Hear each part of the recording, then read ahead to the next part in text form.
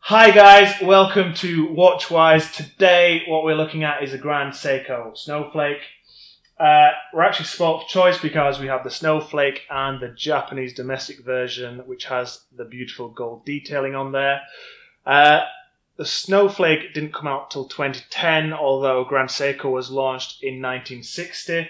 But yeah, it still managed to raise to that iconic status within the Grand Seiko range and is a bestseller internationally, and the watch that everyone talks about and wants to hear about or comes in asking about. So let's find out exactly why that is.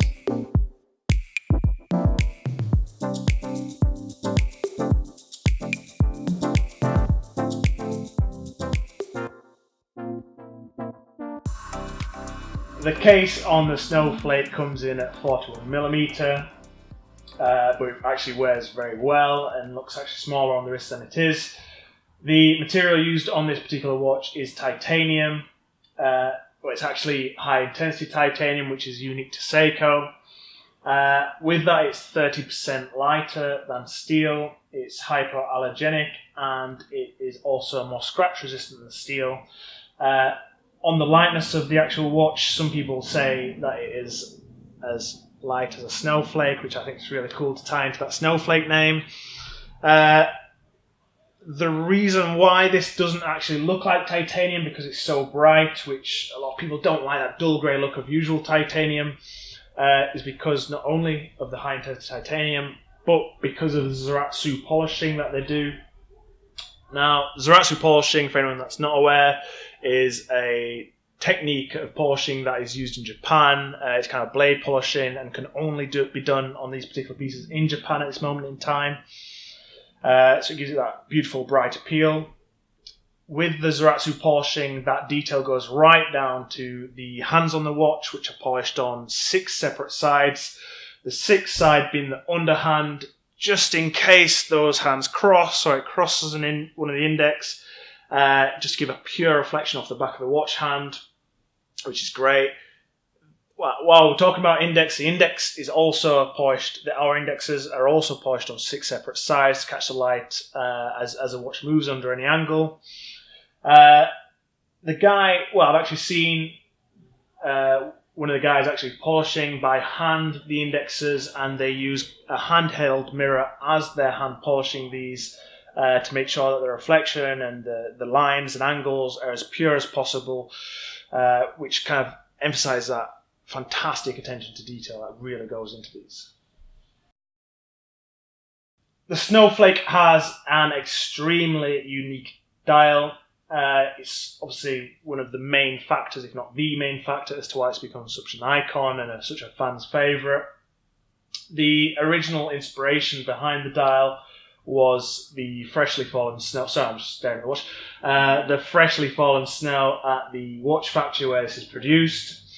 It almost looks like this freshly fallen snow is drifting across the dial in a really beautiful manner, and people from far and wide often want to see this just to see what the dial looks like in person, and people refer it to different things because it's got such a unique look.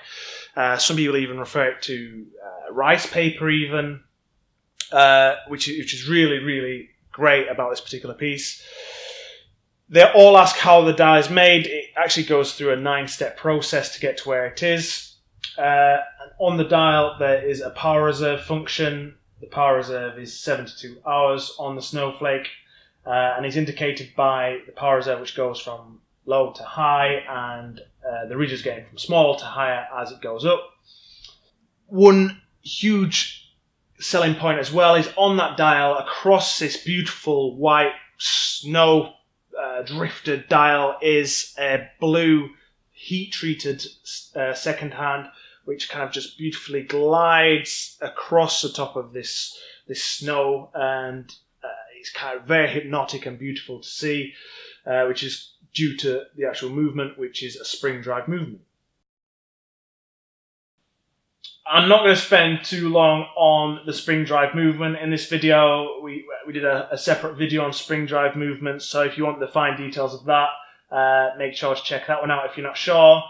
What I will say is what was set out with the spring drive movement was to make a watch that was mainspring driven and accurate to 1 second per day.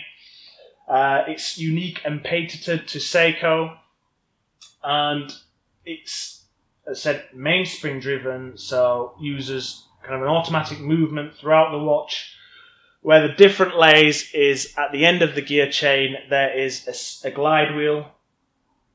This glide wheel spins 8 times per second. It has a magnet on there. This is in close proximity to 2 sets of coiled wire. A really cool fact is that this coiled wire is coiled up to 25,000 times. This creates an electronic current and goes through to a very low electric IC. Now, I've heard that this electric current is so low that it would take every single person on planet Earth to be wearing a spring drive to power just one 100-watt light bulb, which is pretty cool. That then goes through to a quartz crystal. This vibrates at a very precise frequency. Comes back the other way to the IC. This IC then compares the vibration of the quartz against the spinning of the glide wheel and applies an electromagnetic brake, if required, to the glide wheel to give it that 1 second per day accuracy. More often than not, people say it's much more accurate than that, and this is what gives that kind of beautiful, smooth glide of the second hand on the Spring Drive watches. Concluding thoughts when it comes to the Grand Seiko Snowflake.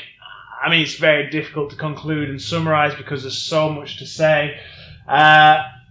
With that, it is a very versatile piece. You can wear it smart, you can wear it casual, and it's also very understated. And I think that's what people really like about Grand Seiko.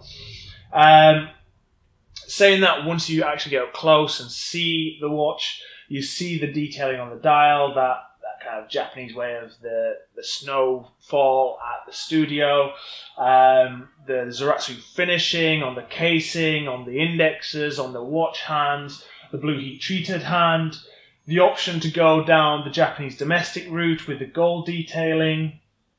I mean, the attention and the focus that strive for perfection is just continual throughout the whole thing. The spring drive movement, which took 28 years to develop. Even the titanium that's used for this watch is a unique titanium to Seiko, which is high intensity titanium. What I love about this watch is you can stare at the dial and that hypnotic second hand for hours, but also if you ever meet someone or see someone and they see this particular watch, there's so much to talk about because there's so much that's gone into it. It's not just like, oh yeah, nice one, yeah, cool watch. It's, oh wow, and there's so many conversation pieces.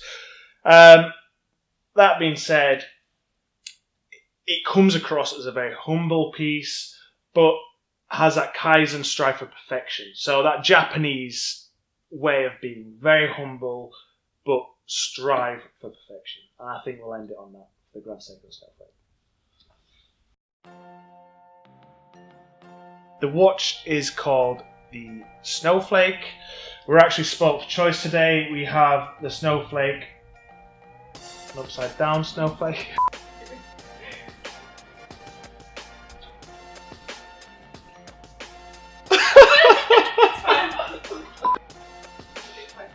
Take 5, the case.